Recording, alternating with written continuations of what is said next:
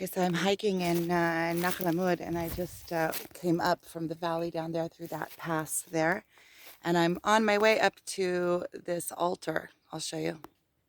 So that stone up there, that is the altar. And it is overlooking, here, I'll walk over here and show you. It is overlooking right down there. You can see there is the pillar of Nahal Amul, and right there is the cave, divine male, divine masculine, divine feminine. Ever since I found this place, I come up here, it calls me. And as I was hiking up here, I didn't know I was going to be coming here today.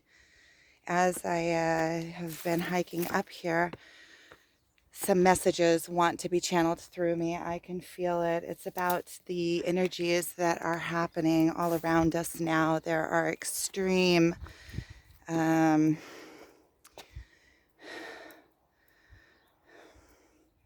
streams of energy, different energies, and it's like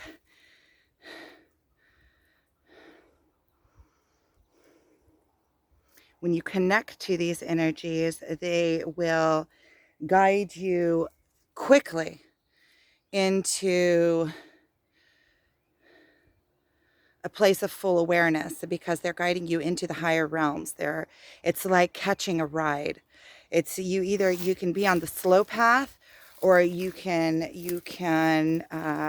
attach your energy, or attach kind of, it's not really attach, more like get into the flow of these energies. Look at that camera, the reflection behind me.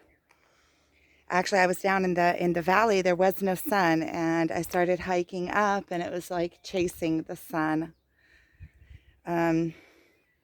It's like a stream, and there are different energies that you can connect to or stream with, and they take you to this path of enlightenment in quick mode. So it's like connecting to the higher realms and allowing the flow to take you. And you must be in allowance. And along with that, there are other entities and other energies all around us that are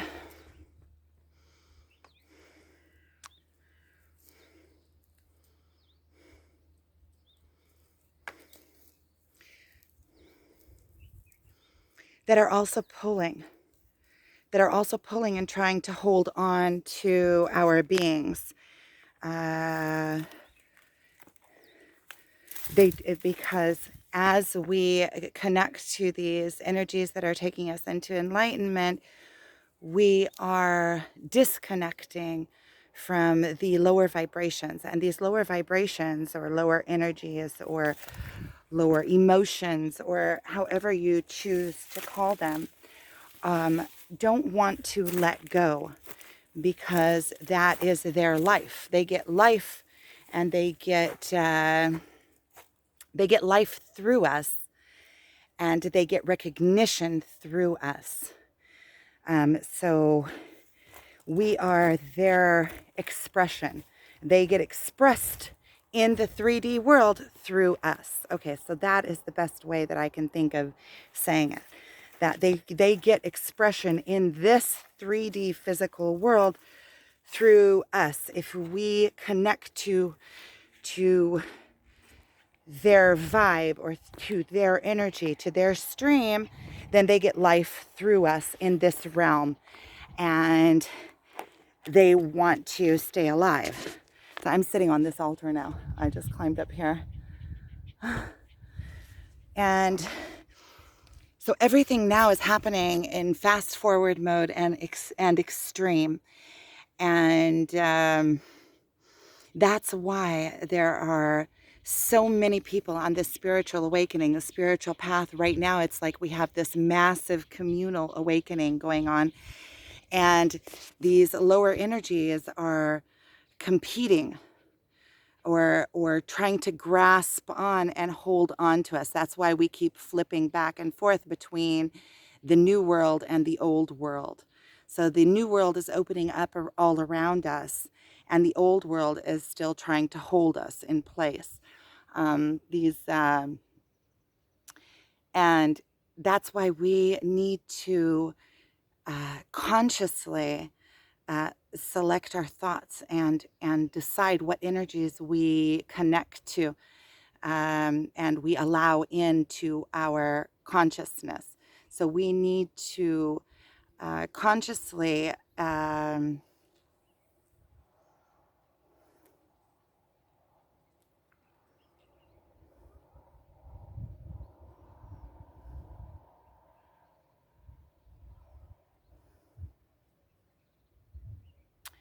I almost want to say guard our minds, but guarding is something that is something that's holding, and it's kind of the opposite. We need to let go and get into this natural flow of energy that will guide us and take us to the higher realms. So it's kind of like a let go. It's less of a guarding, because a guarding is holding, but at the same time there is a kind of guiding, guarding that we do need to do. But maybe it is not so much guarding as it is that we need to lead ourselves into the right thought patterns that allow us to get into the flow. So through affirmations and through meditations, connect to these energies that we want to be connected to, and just pay attention to our thoughts and our minds and our emotions, and bring them back all the time. Bring them back as much as we can.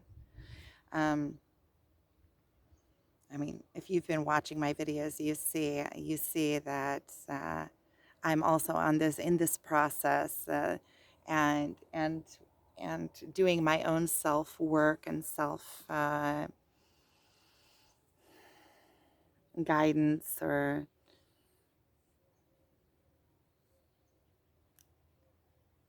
I'm doing my I'm cleansing myself. And also with these times, because we are in each of us individually are flipping back and forth. We're in between the old world and the new world. We really need to pay attention, because in the dark moments or in the dark places, it's like we leave a in our being, we leave um, when we're not in our full strength.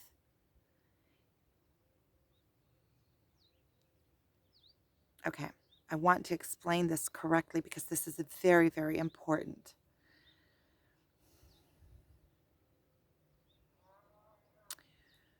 I think that the easiest way for me to explain it would be to say that we have strengths, and it's just like the tarot cards.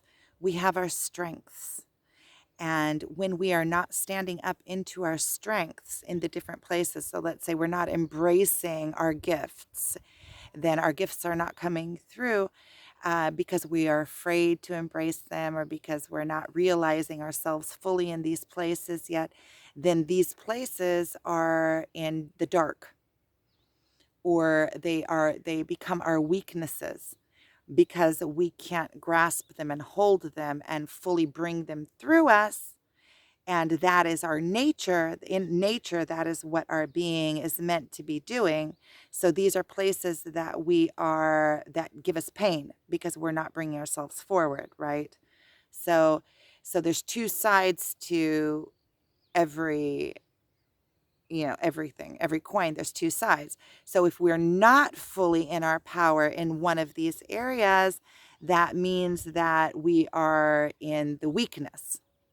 That area is actually like it would be like a black hole. It's a place that is sucking our strength rather than the place of our strength. See, it's the opposite. Because we are meant to be bringing our strength through. If we don't have the power to, express ourselves in this place and fully hold on and grasp the gift that we're supposed to be giving, and I know this in myself, there's quite a few places, then these actually turn into dark holes because we're afraid of them. And then they become like these places that we shy away from, we don't look in, they become our weaknesses. And the places that we leave ourselves open and like we have our weaknesses, um, they're places that we also don't look. We don't look in there because it causes us pain. If we were looking in there and fully conscious and aware in that area, then we would bring the strength out. So these are our shadows. So in these shadows, because we are not consciously aware of them and we're not grasping them, holding onto them and bringing them forth, then in these areas we leave them kind of mufkar. Mufkar is a word like unguarded, or like it's an area where the dark energies that are all around us all the time can seep in, and then because we're not looking, so it's like leaving the back door open. So in these places, it's kind of like leaving a hole in your being for dark energies to come in and get up in your mind and start weakening you further and further and further. So they're places that they work on your weaknesses or in your shadows. It's as my twin said, genies. Genies is probably, you could call them demons, you could call them genies, you could call them energies, you could call them whatever you like to call them, you can call them. But it's the places where darkness seeps in. You leave the back door open, they seep in and they start messing with your mind, start saying, no, you can't do it, no, they're reinforcing your weaknesses. Whereas if you take your power and you become in your power and you fully stand up into your power and you grab the bull by the horns and you take over, you're casting away these demons, or you're casting away these genies or weaknesses or shadows or whatever you want to call them. Um, and so back to the energies that there are now, there's extreme energies that it's like a river flowing, and you can catch on to these energies, and it's like jumping in the river and allowing the river to take you to the ocean. And so the more we purify ourselves, the more we can connect to these high flying energies that are all around us now. And these are times of,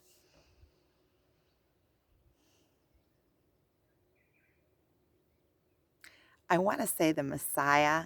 I know that is going to, that word has a lot connected to it. Um, but it's the time of, look, it landed on me and then it went. It's the time of being saved. Each of us, there's a mass awakening happening now all over the world. I see it. I see it all around me and the people around me. And it is causing,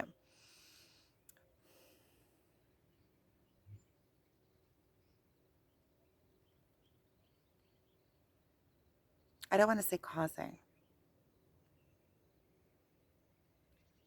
I want to say that these are very special times and that we have a zchut, like a privilege to live in these times, and that we, each of us individually, have the capability and the ability and to do our own self work and rise into our own being and become part of this network that is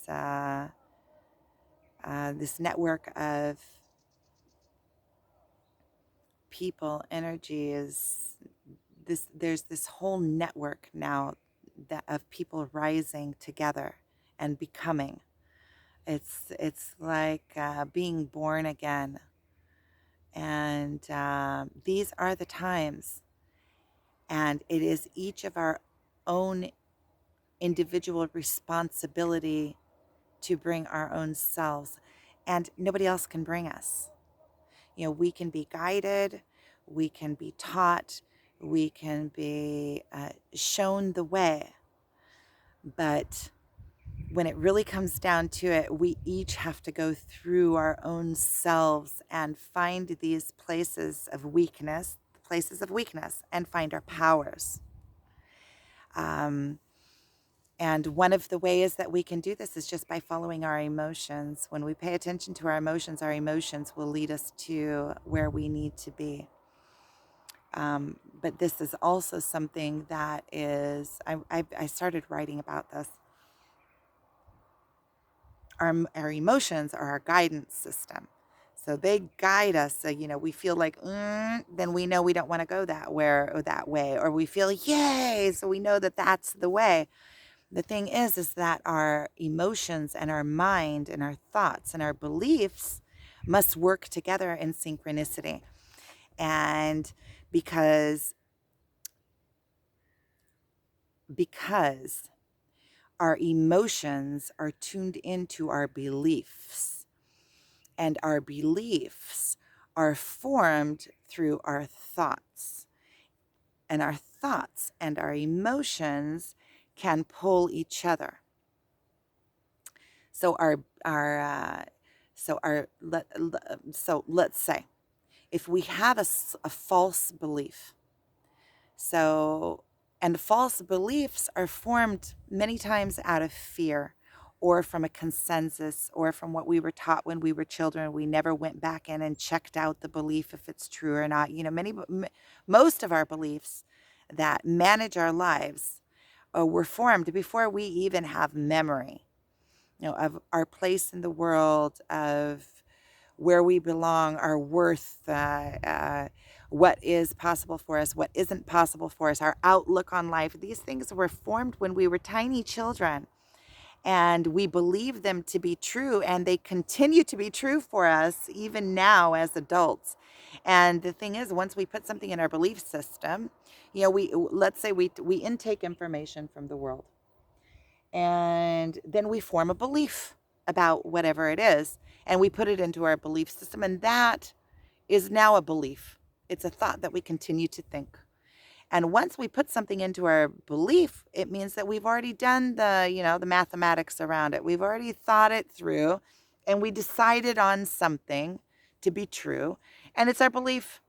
And we don't need to reprocess it again because we already believe it to be true. And so many times we're going through life with all these false beliefs that we put into our belief system before we were even at an age that we had any kind of life experience to create these beliefs. So our parents told us something. We trust our parents because our parents feed us, and our parents know all. And so we put it into our belief system, and then we never pull it out again to check it. And we just keep going by these same beliefs and the things that we were told when we were tiny children. And we still believe them to be true. And then as adults, and the thing is that we don't even pay attention that we're doing it. It becomes an automatic. The thought becomes automatic. The belief is automatic. And so let's say as a child, I'm taught that, real simple, okay? Let's keep it simple. That dogs bite, and they're dangerous, and we don't get close to dogs. So I'm taught this when I'm 2. And I continue to believe it when I am 40 something. That's not one of my beliefs. You see, I have dogs.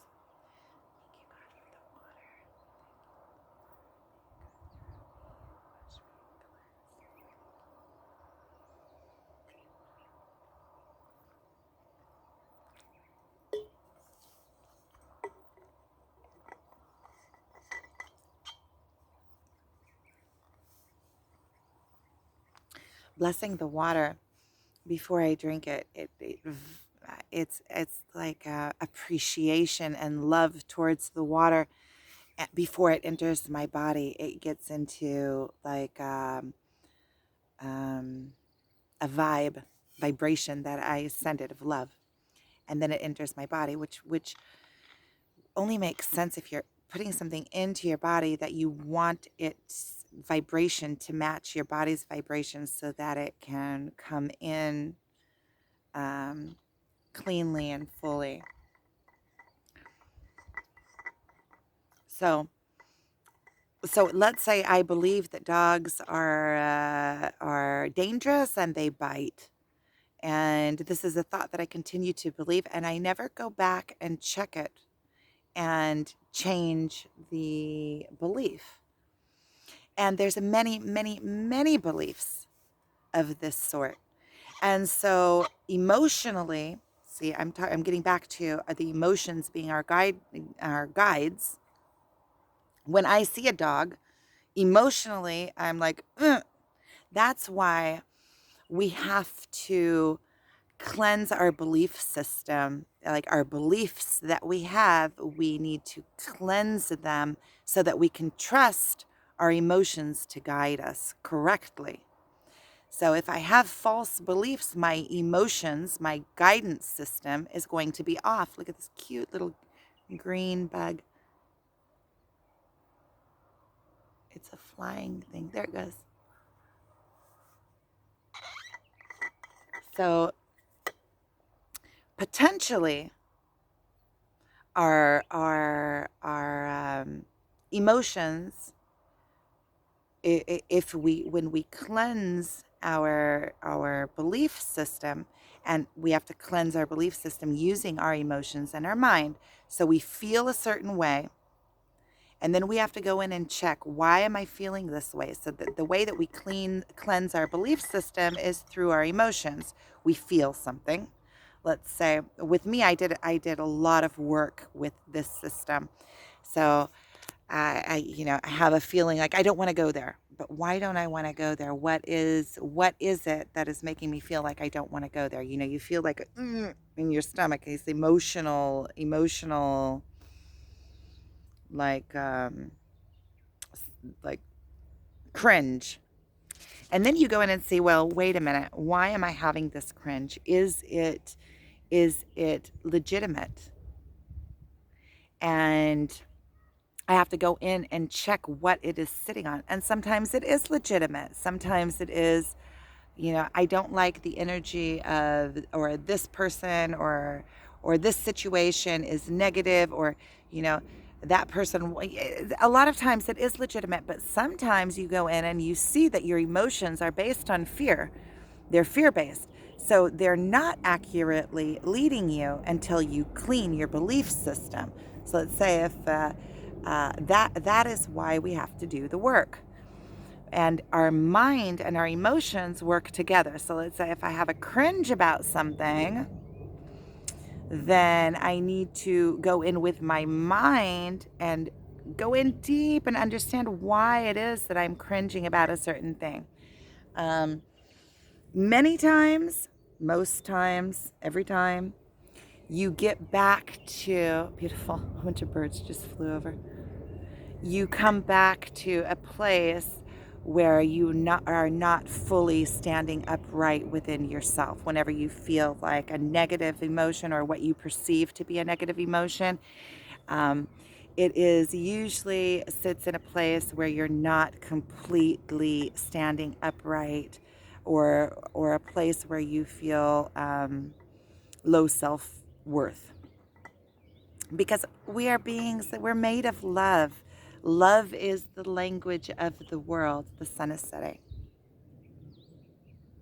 Love is the language of the world. Like my shadow's back there. See, I'm sitting up on this altar and you can see my shadow. So the language of the world is love. Um, and if you are not feeling complete love and acceptance and bliss, then there is something in you that is mitnaged. There's something in you that is getting stuck. Um, Everything is connected to everything. You see where I started this conversation and where I got to. It's amazing how everything is connected to everything.